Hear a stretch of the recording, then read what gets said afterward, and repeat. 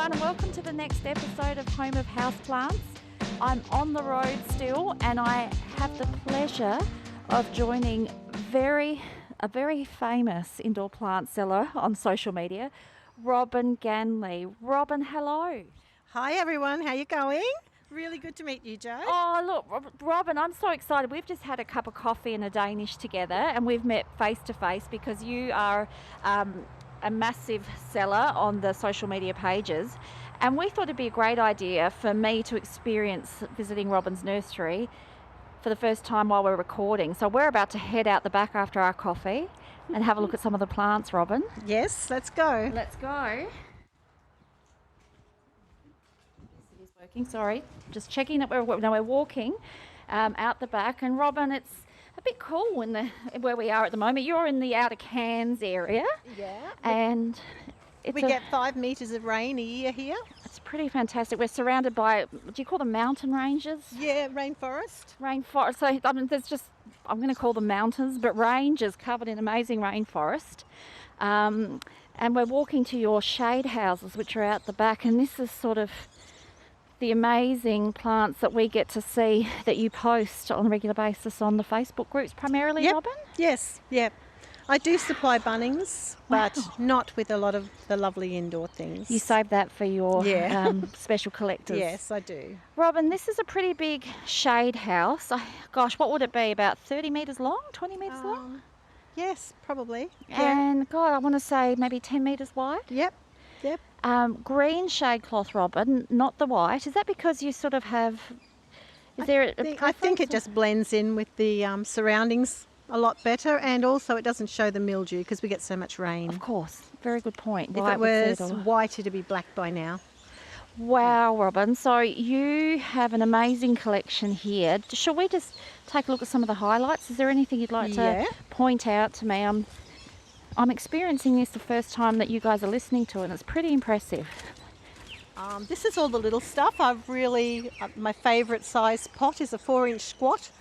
Fantastic. So most things go into that these days. So Robyn, you've got beds, sort of stands that the plants are sitting on. So they're sort of rectangular bases that are sort of spread maybe 40 centimetres apart that you've elevated the plants on. Yeah. To get them up off the ground. Okay. Yeah. Right. And have you divided, and I'd say, gosh, there'd be about 15 of them sort of lining. Yep. And they're actually polystyrene pods that you put into concrete. Right. To save on cement, and then you cover them with black weed mat. Fantastic. So they look like just these raised black benches. Do you have a system about how you're keeping like with like at the moment, Robyn? So you keep... I'm trying. Okay. But no, it's really, everything is messed up. I've got a pretty good idea of where everything is though, so... Robyn, what's jumping out to me as someone that also has a few shade houses, glass houses, although I don't have an acreage, is that there's not a weed to be seen in any of these pots. Well, I do tend to... There's a few around. See, there's a couple. All right, that's making me feel better. I just try and keep on top of it. As I'm watering, I'll pull out any. Well, it's pretty But now clean. that I'm using coconut fibre and perlite as my main media. Yes. And so there's no weed in it to start with. Okay, that's a handy tip. Yeah. I'm a big fan of coconut fibre. It's fantastic. Well, these plants all seem to love it. Yeah, it's going very well.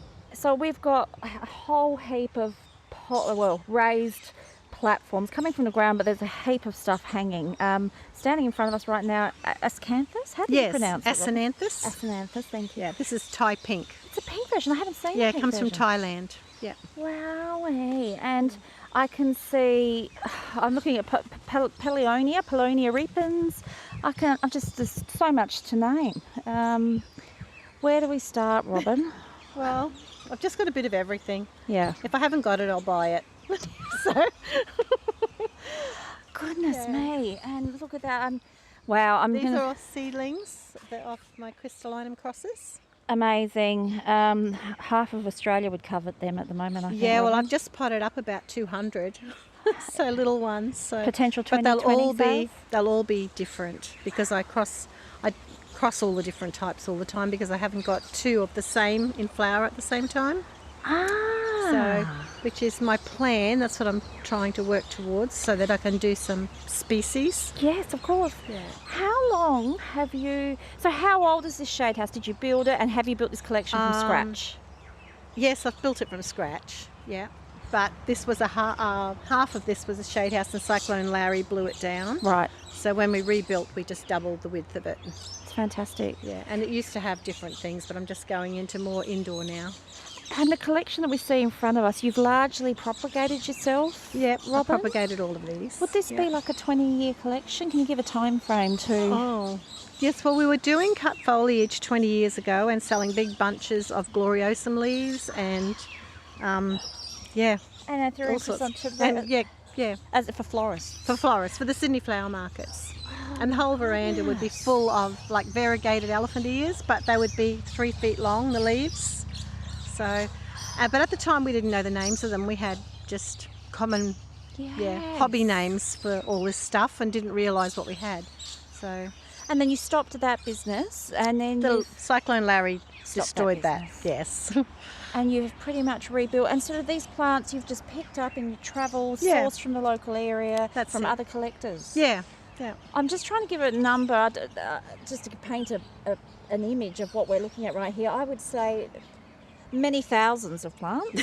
Maybe, I've never counted them. No, I don't even know how to describe it. Every raised platform, and there's probably about 40 in total, are covered in plants. We're looking at begonias, cysistus colours, peperomias, begonia exotica, calatheas, crystallinums. It's just amazing. Watermelon peps. Look at that. These are a couple that I've been cross-pollinating my peperomias. Wow. So these are my own ones. So by these we mean a normal green peperomia that you've cross-pollinated, and it's completely variegated. It's stunning, yellow variegation. I've crossed some of the really big leaf ones with the smaller variegated ones, and with the pink one called Pink the Jelly. So you can see the jelly or the pink rim. Yeah, the pink around the edge. You've got a dark green background and the yellowy cream. Yeah. So there's some really nice ones come out of that. And that's your creation, Robyn. Yeah. That's amazing. How do you choose what to list? So I haven't sold any of my crossbred ones. Yep. So I still haven't decided what to do with those yet. But yeah, no, I just walked through and I think, oh, that looks nice. So I'll put that up for sale. Today. Yeah. It's you're a pretty prominent seller, Robyn. It's what do you make of the return and popularity to? It's absolutely crazy. It's crazy. I can't get over it still. And it's just increasing day by day. It is. It's must be heartwarming to see a new generation discovering it again. It is. Yeah, it's good. And fun fact for people, I didn't know this, and I'm sure Robyn won't mind me sharing that you are the aunt of J&S Plant Pickers. Yes. That's a family connection there, and they're not too far down the road, Robyn. Yeah. Based in Innisfail. Yes, that's right. I'm going to add them to my list to speak to because they're great sellers on social media. But that's for another time. Wow, we're just walking past hundreds of trays, and there's mixtures of, so you can see philodendron, silver cloud, I can see mammy eyes, alocasias. My goodness, Robyn, it's and also another fact is you do have a stall at the Younger Borough markets. I know that it's on tomorrow, and you won't be able to make it tomorrow, but you are a regular there if people want to see you. 20 years we've been going there. Wow. Yeah. We started out doing crotons. That was cordyline and crotons. So the foliage, Robyn? Yep. Yeah, for plants. Yep. We've developed a lot of cordylines ourselves, and most of the crotons are one-of-a-kind seedlings that we've grown from cross-pollinating. Is that an Amorphophallus? It is. I've just walked past a 40 centimetre in height Amorphophallus just protruding out of the ground. It's just a big heart-shaped thing. It's just beautiful, but it stinks. Okay. And it tricks me every year. I think there's a dead something, and I look everywhere before I realise it's the flower. Robyn, we're about to walk into shade house number 2, and that's the same. Oh, and there's one next door to it. Again, the same size as the first one. I can see the Aspicia teddy bear plant to give my Apicias, Apicias. Yes, everyone pronounces that differently. Oh, goodness, and we've got lots of African violets, which are not my forte, but I keep trying. They look pretty good to me, Robyn. Like everything does in here. you've got a sprinkler system set up, Robyn, Which is broken. which is broken. But I gather natural rainfall can get through the shade cloth. Yes, but we haven't had much of late. There's been a lot of hand watering going on. Is that a Dracaena Goldii I can see over there, Robyn? Goldiana? Goldiana. Yes. Wow, I know. I've seen a lot of people lusting after that. I can see bat flowers. Are they bat flowers over there? White bat plants, yeah. White bat plants. I know that's a big seller. My goodness. And look at those alocasia African mask, Robyn. They're about... This one here is Longalobia. Thank you. Wow. And there's quite a few that have been tissue cultured, ebony and ivory and Yes. all of those, which are really good little plants. You see how compact they are? Yeah. They're just, I really like the tissue cultured alocasias.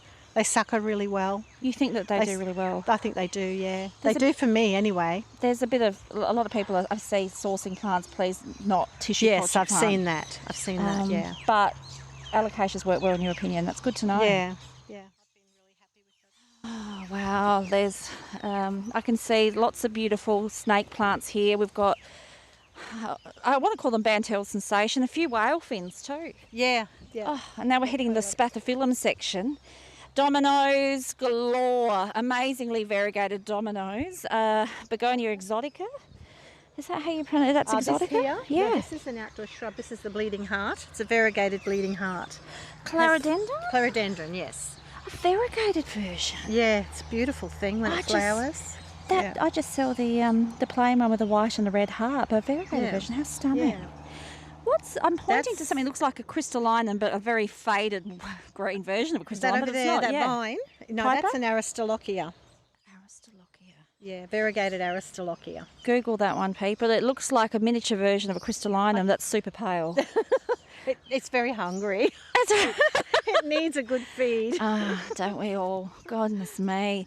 Medanillas. Yes, A lot of I'm medanillas. really into medanillas as well. Persian shield. I can see a few. Is that Ficus triangularis? I think it is, yes. Gorgeous. Yeah. It's in seed at the moment. Wow. Variegated Plumbergia, is it? Plumbergia. My goodness. And I can again see a whole heap of silver clouds. Yes. Gorgeous. Variegated Monstera. We're leaving Shade House too, and we're sort of walking. You've got an acreage? Two acres. Yeah. Goodness me. This was my Croton nursery, Giant. This greenhouse is even bigger than 1 and 2. but the Crotons have all been discarded Picked out. for indoor.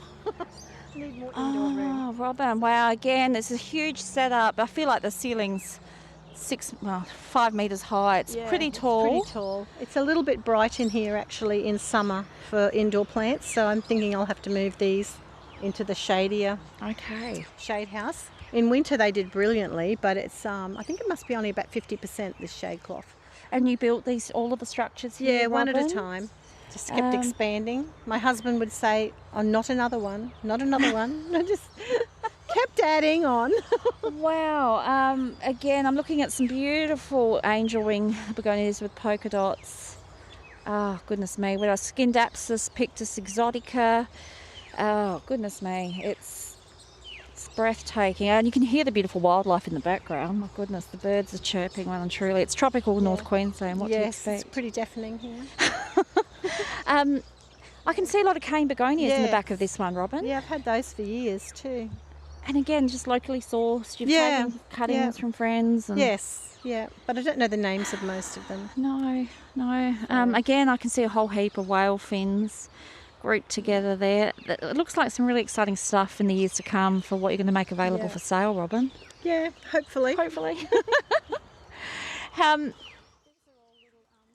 little anthuriums that we've just done. Oh, wow. So a lot of those I've put in a lot of seed off my variegated forgetii, and I've crossed that with crystallinum and warocquianum. So I'm really excited to see what happens.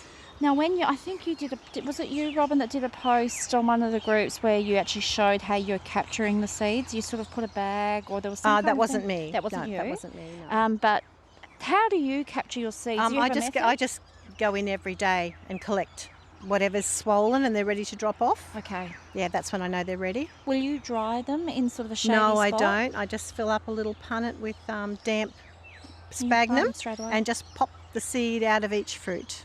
and then put the lid on. So that's the key to extract the sort of seed out of the Yeah, well, juice. I think you don't have to, but I think if you can get a fungus Right. if you leave too much of the fruit in the Oh, goodness me. Syngonium Fantasy, a little pot there.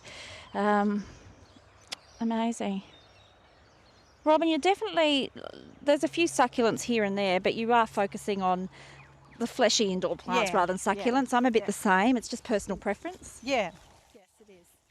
It's my favourite thing at the moment, which tends to change a lot. Robyn, do you sell, I'm just trying to think because I'm following a lot of people, but are you selling on eBay as well as the Facebook groups? No. What's your main platform that you sell on? And do you go by the name Robyn? You do, don't you, on social media? Yes, under Robyn Ganley, yeah. Just on Facebook. Through the sort of devoted groups that are targeted at collectors. Yes. You're pretty busy, Robyn, at the post office. I am pretty busy. Yeah. Do you have a secret? I used to raid Bunnings and other places to get some boxes. I now have a florist friend. I buy them from the post office, but you can't buy the sizes that you really need. No. So yes, Bunnings, I think they see me coming and go, here she comes again. again. So I have to go and buy something so that I don't feel bad taking the boxes. Yes. We're walking to the back of your property and there are trees here that would be... I planted these. Oh my goodness, what are they? They're a variegated rubber tree. That's what I bought them as. Some type of ficus. But the aerial roots are like tree trunks. They're literally like tree trunks with a diameter of 60 centimetres and there's about 20 of them per grouping and the canopy is expansive. That's amazing. It's like a big umbrella because it's so open underneath and you've just got the leaves on the top like a big umbrella. Gorgeous. It's really lovely. This will be a big tree house. I've got 6 grandchildren and I think they're really putting the pressure on for a tree house. So. Oh yeah, big stuff of dreams. Wow. And this is where we're going to put a lot of the indoor, all the aroids are going to go into these garden beds. So you've mulched under the base of these 2 giant ficus trees and you've planted, I can see Hilo Beauty, groupings of Pastazanum, you've got lots of Picassos in here. Yeah, there's trying to put a bit of everything. And you're hoping to have a really dense clumping effect? Yeah, it'll take about 2 years for them to really look effective. And all the aglonimas, there's a lot of, because there's a local guy who breeds a lot of aglonimas. Yes. So I tend to grab everyone I see. That's amazing. I can't wait to see, maybe one day you'll share progress pics, but it's basically a garden bed under the base of 2 giant rainforest trees, covered in every type of philodendron alocasia you could want for your collection. And we're walking now past giant beds of cordyline. Cordyline. I wanted to say cordyline and crotons. Cordyline and crotons. And most of them are seedlings that we've developed ourselves. So. Do you have any formal horticultural qualifications, Robyn? No, I did half of a Cert C at the TAFE College, which I loved. It was great, but I was too busy to stay and do it full time. So you just then self-taught, and when my mother had a real green thumb. She could grow anything. We had pansies in Darwin, so and it didn't rub off because I was a horse nut to start with. Right. But yeah, over time you can't pick it fight up. the genes. Yeah. And my granddaughter's the same. She's a lot of the plants she's done just recently.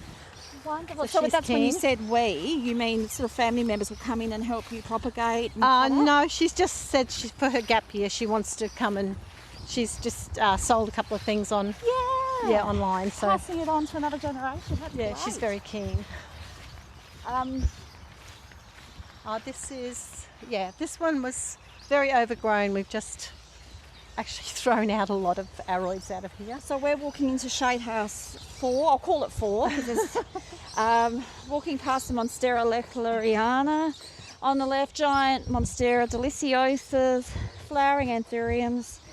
10U cross Plougmanii. Now that's glorious. 10U cross Plougmanii and glorious. Look at that. Is that Peru on Pinna? No, that's a homolamina. And this is Monstera dissecta. Wow. Again, we're just confronted bed after bed or raised potting platforms covered in probably 150 plants in each one. These are all little crystallinum crosses as well. And how long do you think that they will take? Now, by they, we're looking at about 2, 4, 7 trays full of 9 centimetre diameter pots with baby crystallinum crosses in them. They're about the size of a 5-cent coin, the 2 little leaves on them. They're gorgeous. How long will they take before they're ready for sale? 6 to 12 months maybe. Depending on weather? Depending on what size I want to sell them at. True. But I tend to like to hang on to them for a while because they change so much. You know, the leaves change shape completely by the time they're up to a foot high. So, do you have problem, given the amount of plants you have in close proximity, do you have issues with pests? Not normally, not in the aroids. A few mealybugs sometimes. Right. But I use Cryptolemus beetles. Oh, do you? Yeah, and I also use predator mites for spider mite. Do you? But the Cryptolemus beetles don't work well in a nursery situation. They're great in the garden, but they don't breed well inside a shade house. Okay. Yeah, I don't know. They must work because they've been cleaned up. So at the back of the nursery, I can see giant. I say veitchii. Yeah, veitchii. That's a veitchii cross. That one. This is the true one here. That's the variegated Dracaena cantlei. Oh. Yeah. Say that again, Rob. I didn't pick that up. Dracaena cantlei. So it's a spotted Dracaena. Stunning. I'm hoping that they will set seed so that I can plant the seed because they're not easy to strike from cutting. I'm standing next to 2 potted high-low beauties that are about 1 metre in height, and here you are holding a giant veitchii leaf that's literally 1 metre in length. And it's just been eaten by the caterpillars. Gosh, they're lovely with their ribbing, aren't they? Yeah, they are. Really kind of magical garden plants. Oh, well, now this one here, is that different back? Is that reflector? Reflector, yes. Yeah, that's amazing. It really does have a reflective sheen to it, Robyn. Lots of different types of anthuriums. Painted lady that we're walking past. Robyn, something I've noticed in popularity as well. Phoetonias I can see red vein marantas over there. Yeah. Strap leaf anthuriums are really coming to their own lately. I've noticed a big surge in popularity for those ones. Or belt leaf. Some people call them strap leaf, belt leaf. They're lovely. And there's a well, I'm calling it. I think caladiums are making a small comeback. Oh, a big comeback. Caladiums are really popular. They were really, look at that. I'm just looking across to another garden bed under a giant tree. It's a rain tree. And there's which I planted. And I think the diameter of that would be 2 metres almost. It's huge, and there's oxalis, purple oxalis triangularis, is it? Growing under Stramanthe, tricolour Stramanthe. A couple of melanochrysums. Huge alocasia. Robyn, is that alocasia with the yellow New Guinea gold? New Guinea gold. Yeah. That's a bit hard to find, isn't it? Yeah, it is. Because it doesn't have a little corm. It seems to sucker from the rhizome. Right. So it's not as easy to propagate as the others. Pretty spectacular. Wow, okay. I can see those xanthosomas, Mickey Mouse ears. Yeah, they come up everywhere. Of course they do. It's North Queensland. Yeah, they're usually twice as thick as that. Wow. And this is my anthurium house. Your anthurium. My son gave me this igloo. Did he? Yeah. As a birthday present? So we're about... No, he was going to put a shed in. He said you can have it. So he delivered it and everything. Oh my goodness. Robyn, this is the piece de resistance in here. We're walking into... Speaking of strap leaf anthuriums, there's the biggest version I've ever seen. Yeah, the leaves are long. Hanging from the ceiling is a giant strap leaf anthurium with foliage that's 1.5 metres in length. Yeah. And there's a lot of it. Robyn, anthurium... Warocquianum. The queen anthurium. Yeah. An exquisite specimen in mint condition. Look at the sheen on it. Yeah, they're beautiful, aren't they? And this is a superbum, which is really a big specimen for a superbum. It's got a lot of flowers on it. The flowers, they have this most beautiful shade of violet. Yeah, so it's got 6 flower spikes on it there. My goodness, the thing I love about the anthuriums is the flowers smell so beautiful. Oh, I wouldn't know, Robyn. I never get them to that stage. It's nice that it's Queensland. You can experience amazing joy. When they're ready to pollinate, they've got a beautiful smell. Robyn, I'm going to just pull you back here. There is something here that's... Variegated forgetii.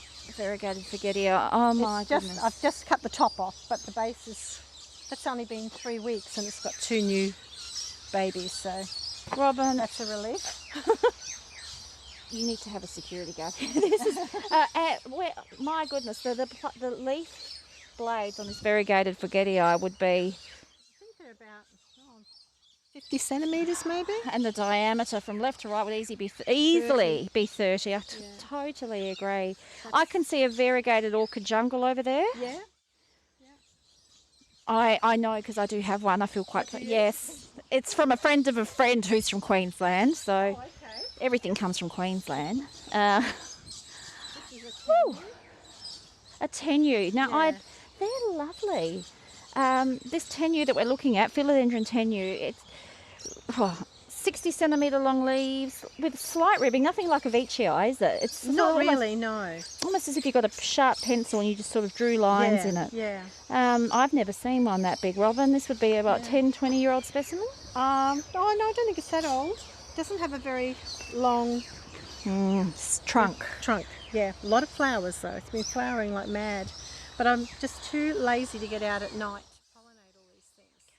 I've been out with the dog a few times and a torch down the back, but I can never seem to get the pollen and the flowers at the right time. Now, so why at night, for those of us who are a little bit ignorant, is that the optimal time? Well, I'm a beginner here. Yeah, but they're usually, when the flower opens, it usually opens at night and it's quite warm, like quite warm to touch. And that's when the female is ready to pollinate. But the pollen will come out the next night, so you need to have another plant with the pollen that to you pollinate save and then bring out as required. Yeah. There would easily be probably, I'm going to say 300 plants in here. I'm going to call it. I would say there's thousands of plants on this property. It's a real credit to you. It's a lifetime collection, isn't it, Robyn? Yeah, pretty much. Yeah. Stunning. Looking past the giant versions of reflector. Look at that. Look at that doesn't help my listeners, does it? 50 centimetres in height. Now, Robyn's pointing turn through? This is a seedling that a friend gave me, and it was off a clarinervium, but I don't know what it's crossed with because the new growth is bright red and then goes this really dark. It basically looks like a crystallinum, but then take all the colour out of it and turn it. And turn it into like a shade of dark velvet, almost black. Amazing. Wow. Okay. That's a true.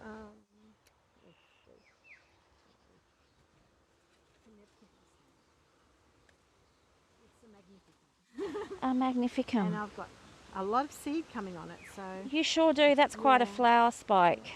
And I've been crossing the pollen off this Warocqueanum with these as well. Robyn, how will you harvest the pollen? Will you sort of get a knife and scrape it onto something to save it? No, see, there it is on my your finger. hand. And then when the female is ready, she'll be wet. In the mornings, usually I do them every morning. Okay. And you just rub your hand up and get all the pollen on your fingers and then rub it onto the wet one and they're done. They're very easy to pollinate. I'll take your word on that. I've never reached that stage, Robyn, in my cold Adelaide home. But wow, it's... You clearly have a collection of plants and greenhouses. It's one goes hand in hand with the other.